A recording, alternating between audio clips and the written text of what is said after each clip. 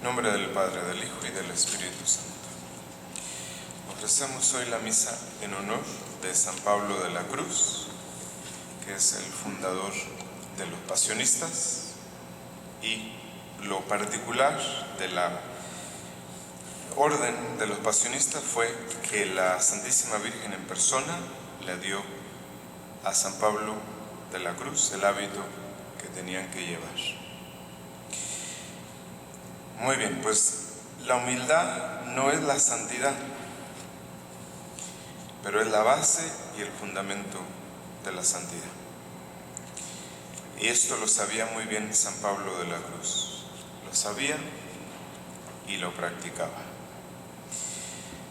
El amor a Cristo doloroso, o el amor a la pasión de Cristo y la humildad, llegaron a ser como el binomio de la personalidad sobrenatural de San Pablo de la Cruz. Pensar bajamente de sí mismo, conocer su nada en cuanto al ser y al obrar, reconocer su absoluta y total dependencia de Dios y vivir en un estado de bajeza ante la grandeza y omnipotencia divinas, constituyeron el fundamento de la humildad de San Pablo de la Cruz.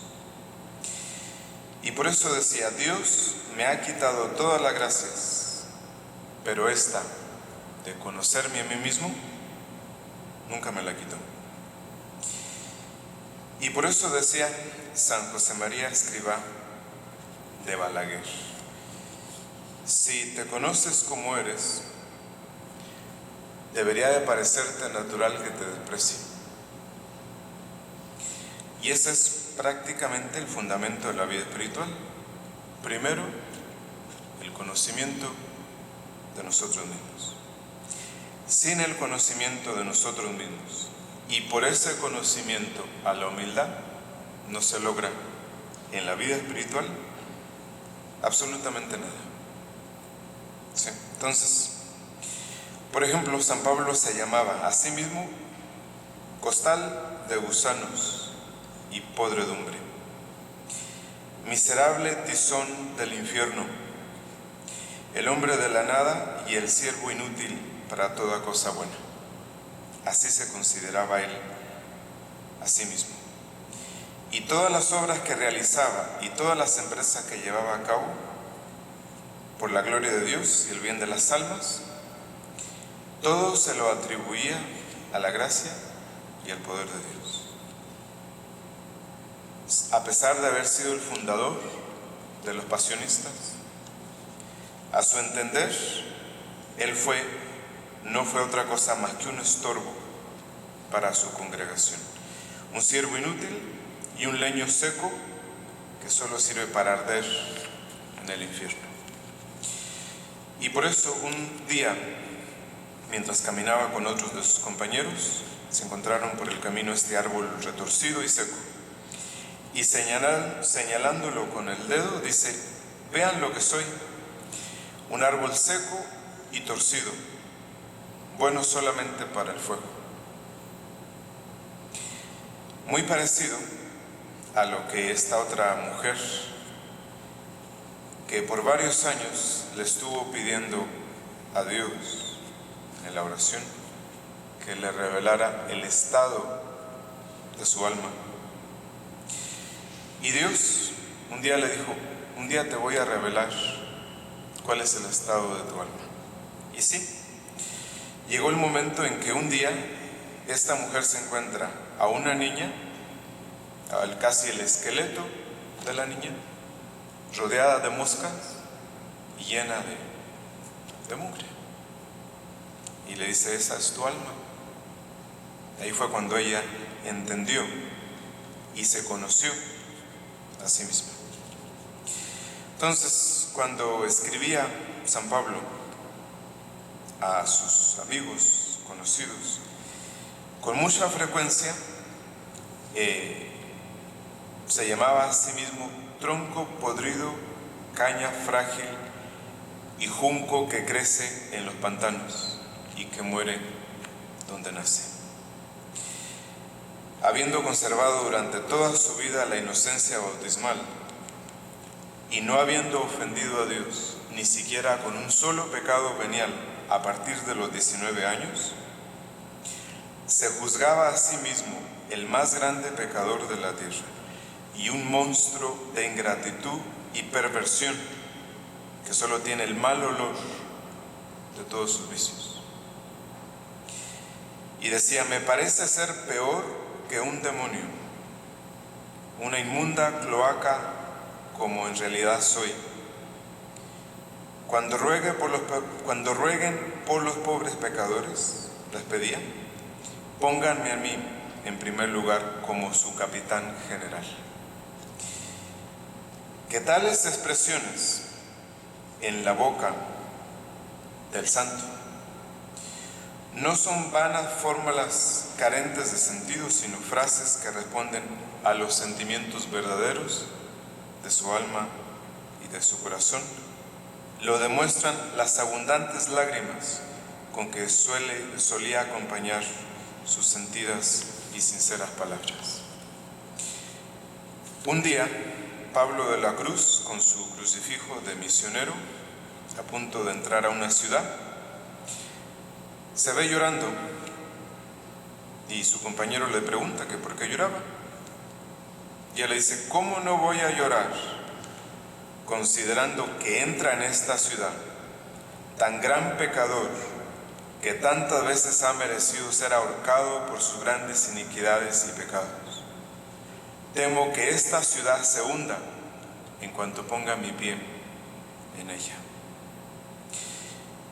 Entonces decía: no comprendo cómo puede haber quien se ensoberbezca, pues todo lo bueno que hay en nosotros es de Dios.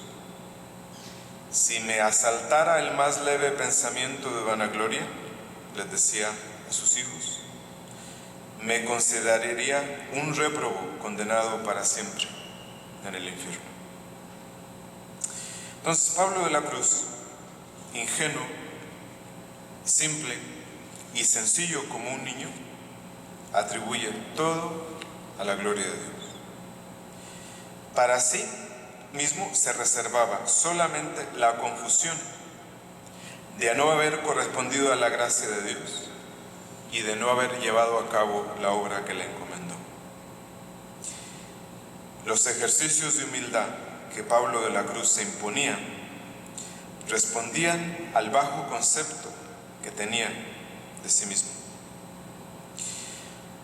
Entonces, siendo fundador y el superior general del Instituto de los Pasionistas, se arrodillaba delante del rector del convento y con una corona de espinas sobre la cabeza y una soga al cuello, se acusaba en público delante de todos por haber escandalizado a la comunidad. Entonces, cuando alguno, atraído, que eran miles de personas quienes lo admiraban, cuando alguno se acercaba a él para escucharlo o lo que fuera, platicar con él, él hacía lo posible por ocultar su virtud y adoptaba un aire de hombre vulgar, rudo y sin letras. Y de pronto terminaban hablando de cualquier cosa sin importancia, total que la gente se iba a veces decepcionada. Y después de predicar elocuentemente frente a la comunidad y de hacerlos llorar a todos, se bajaba del ambón y les decía: así predican los tontos y los ignorantes. Las muchedumbres, entusiasmadas por la elocuencia de San Pablo, pues querían tocarlo y conservar para ellos un trozo de su hábito. Y una vez que lograban quitarle un pedazo del hábito, pues él decía: si en realidad me conocieran, huirían de mí como de un apestado. Y si la humildad fue la virtud característica de su vida fue también característica de su muerte. Entonces muere en la ciudad eterna, en una celda junto a la Basílica de los Santos Juan y Pablo, coronado de méritos, aureliado de gloria y aclamado por sus hijos como su santo fundador. Pero Pablo de la Cruz, agónico, rodeado de sus hijas religiosas de la comunidad, y momentos antes de recibir la comunión, les pidió perdón. Les pedía perdón por no haber dejado otra cosa más que malos ejemplos para ello. Y con el rostro contra el suelo les pedía perdón para todos y para toda la congregación, para los presentes y para los ausentes. Y les pedía que recomendaran su alma al seno de la misericordia divina para obtener la salvación eterna. Y al final, minutos antes, le pide a su director espiritual que haga lo que tiene que hacer. Y el padre Juan María le pone una soga al cuello y así, con la soga al cuello, exhala su último suspiro, el gran apóstol de la pasión de nuestro Señor. Entonces, por eso tenemos para la misa de hoy esta epístola de San Pablo, donde habla de que la cruz es todo para nosotros. Y por eso uno de los primeros síntomas de la tibieza moderna, actual, de la inmensa mayoría de los católicos, consiste en el rechazo e incluso en el desprecio, más o menos consciente, de lo que suponga sacrificio o trabajo. Y nuestro Señor nos había dicho: entren por la puerta angosta, porque la puerta ancha y el camino espacioso son los que conducen a la perdición, y muchos son los que entran por él. Y a continuación exclamó: qué angosta es la puerta y qué estrecha la senda que conduce a la vida, y qué pocos son los que atinan con ella. Dos sendas o dos actitudes ante la vida: buscar lo cómodo y placentero y huir del sacrificio y de la penitencia. Vivir como peregrinos que llevan lo justo y se entretienen poco en las cosas porque van de paso, o quedar detenidos, prendidos a la comodidad, al placer y a los bienes de este mundo. Entonces, la ruina de las almas comienza con simplemente querer vivir solo para nosotros mismos. Y en el fondo, todos los obstáculos de la vida interior tienen su raíz en este desordenado amor de nosotros mismos, en el egoísmo que se manifiesta de una y mil diferentes maneras. Por ejemplo, hoy se sabe que muchos de los tipos de neurosis o de depresión no son otra cosa más que la manifestación de un egocentrismo dominado por la angustia, de un estar centrado solo convulsivamente en nosotros mismos, con incapacidad para abandonarse, con incapacidad para confiar. ¿Sí? Entonces, un autor judío dice que en uno de sus libros que lo que con frecuencia se interpone entre Dios y el hombre es el hombre mismo, que se mira tanto a sí mismo, a sus cosas, que pierde la capacidad para ver a Dios. Entonces, quienes no están acostumbrados a negarse nada, quienes abren la puerta a todo lo que piden sus caprichos, o quienes tienen sueltos los sentidos, difícilmente podrán llegar a ser primero humildes y después dueños de sí mismos. De ahí la importancia de la virtud de la templanza, que lleva al dominio, a la moderación en el uso de las cosas, que siendo buenas, sin embargo, han de usarse solo y en la medida en que logren, en que ayuden al logro de la auténtica humildad.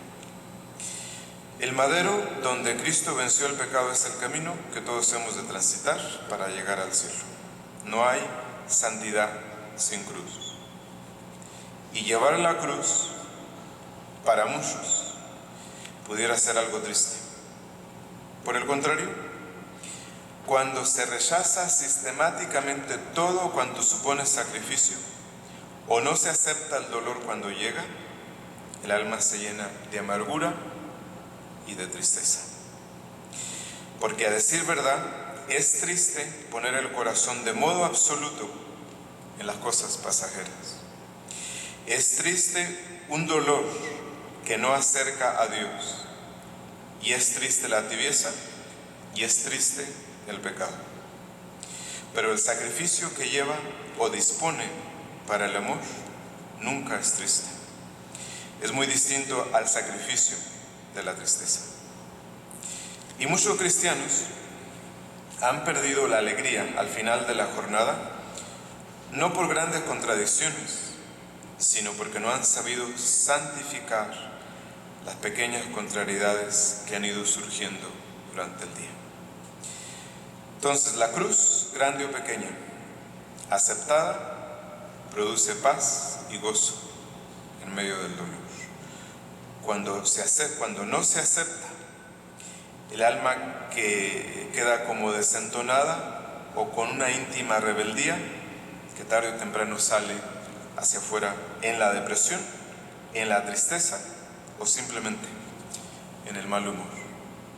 Ante la cruz pequeña de todos los días, hemos de tomar una actitud decidida y nos ayudará cada mañana a considerar que ese día recién empezado tiene su cruz y que es preciso cargar con ella. En nombre del Padre, del Hijo y del Espíritu Santo.